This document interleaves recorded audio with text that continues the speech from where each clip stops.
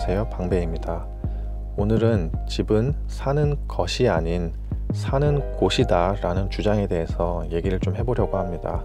이런 주장의 가장 큰 문제점은 집이 사고 팔 수 있는 재화가 아닌 마치 무슨 공공재처럼 묘사를 하고 있다는 것입니다. 따라서 이런 주장은 공공 또는 정부가 주거권을 보장해야 된다는 논리로 귀결됩니다. 이 주거권을 시장이 아닌 정부가 보장을 하려면 어떻게 해야 될까요? 정부가 집을 많이 지어서 시장 가격보다 낮은 가격으로 손해를 보고 사람들에게 공급을 해줘야 되겠죠. 그런데 문제는 또 여기서 수요와 공급의 미스매치가 발생을 합니다. 정부는 한정된 재원으로 최대한 많은 국민들에게 주거권을 보장하는 것이 목표이지만 정작 그 국민 개개인들은 조금이라도 더 좋은 곳에 살고 싶은 것이 목표이기 때문에 결국 수요와 공급이 일치할 수가 없습니다.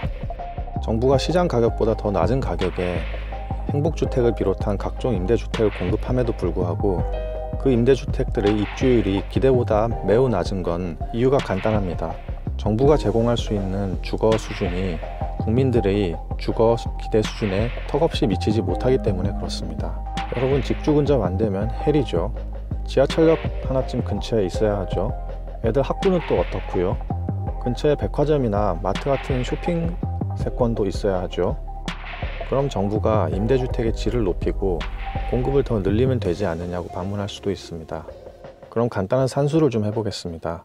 현재 서울시 무주택 가구 수가 약 200만 가구입니다. 땅값은 제로라고 치고 통상 아파트 건축비가 평당 약 300만 원 정도가 들어가고요. 우리가 좀 살만하다 싶은 아파트는 평당 400 가까이 들어갑니다. 좀 고급 아파트는 평당 500까지도 칠 수 있고요. 그럼 평당 300으로 잡는다 치더라도 30평짜리 아파트 하나 지으려면 거의 1억 가까운 돈이 들어갑니다. 건축비로만요. 자, 그럼 200만 가구에게 평당 1억 가까이 들여서 아파트를 공급해 주려고 하면 대체 얼마가 필요할까요? 네, 200조 원이 필요합니다. 땅값을 제로라고 쳐도 순수하게 건축비로만 200조 원에 가까운 돈이 필요합니다. 여기에 땅값까지 포함을 시킨다면 그 재원은 수천조 원, 아니 경단위로까지 올라갈 수도 있습니다. 게다가 임대아파트는 주거비용이 매우 낮기 때문에 LH가 한 채를 지을 때마다 7년간 약 2억씩의 적자가 발생합니다. 그럼 200만 가구가 매 7년마다 2억씩의 적자를 발생시키면 그건 대체 또 누가 부담을 할까요? 지금 LH의 부채 규모가 약 130조 원에 달합니다. 지금 LH의 부채가 너무 많아서 임대주택에 에어컨 하나 못 달아주고 있는 게 현실입니다. 결국 정부는 주거의 질을 낮춰서 더 많은 주택을 공급할 수밖에 없고, 이는 다시 중산층이 필요로 하는 주거 수준의 높은 양질의 주택 가격을 폭등시키는 결과만 초래할 뿐입니다. 결국 주거권을 보장하려는 정책은 주거 불평등을 더욱 확대시키는 요인으로만 작용할 뿐입니다. 공공주택의 주거 품질이 국민들의 주거 기대 수준에 미치지 못하는데 민간 시장의 주택 가격이 안정되리라는 걸 기대하는 것 자체가 상식밖이죠. 주택을 공공재로 규정할 경우 또 다른 문제가 있습니다. 이 공공재를 어떻게 배분하느냐의 문제입니다. 나이 순으로 가점을 부여해서 주택을 배분해야 될까요? 요즘 안 그래도 3040 세대들 가점에서 밀려서 아파트 청약도 안 되죠. 아니면 다자녀 순으로 매겨야 될까요? 그럼 1인 가구들은 결혼 못한 것도 서러운데 집까지 얻을 수가 없죠. 혹시 노부모 봉양으로 가점을 주는 건 어떨까요? 그럼 어려서 조실 부모한 사람들은 대체 어떻게 해야 하죠? 그 지역에서 오래 산 사람들에게 주택을 공급을 한다면 반대로 지방근무가 잦은, 지방 발령이 잦은 사람들은 아무런 대책이 없죠. 설령 이 모든 걸 뚫고 당첨이 된 이후라도 내가 살다 보니 결혼도 하고 애도 생겨서 학군이 좋은 곳으로 가고 싶다면 어떻게 해야 할까요? 학군이 좋은 자리는 매우 한정이 되어 있는데 이건 또 무슨 기준으로 배분을 해야 될까요? 아니, 대체 사람들의 기준과 행복 수준이 모두가 제각각인데 애초에 이를 측정할 수 있는 단 하나의 기준이 존재하기는 할까요?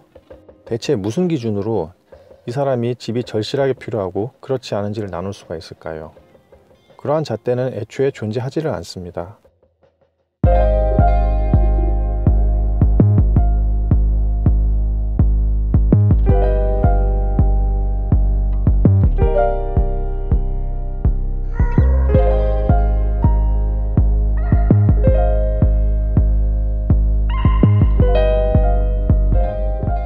설령 억지로 모든 사람들을 하나의 잣대에 끼워 맞춘다 하더라도 그럼 또 그 잣대는 누가 만드느냐의 문제가 남아 있습니다.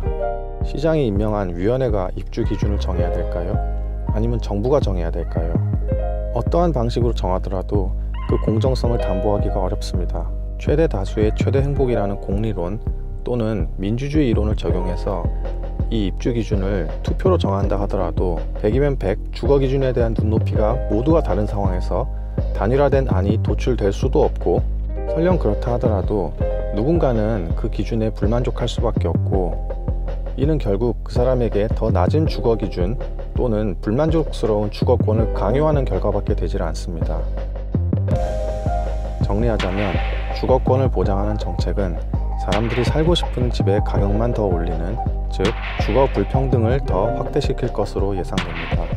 즉 주거권을 보장하려 했는데 오히려 주거권이 침해되는 모순이 나타나게 되는 겁니다. 시장경제는 늘 차갑고 냉정한 현실을 말하지만 사회주의 계획경제로 가는 길은 언제나 따뜻하고 인간적인 배려로 포장되어 있습니다. 하지만 그 끝이 어느 쪽이 더 인간적이고 정의로운 길인지는 여러분들이 판단하실 문제일 것 같습니다. 이상입니다. 방배입니다.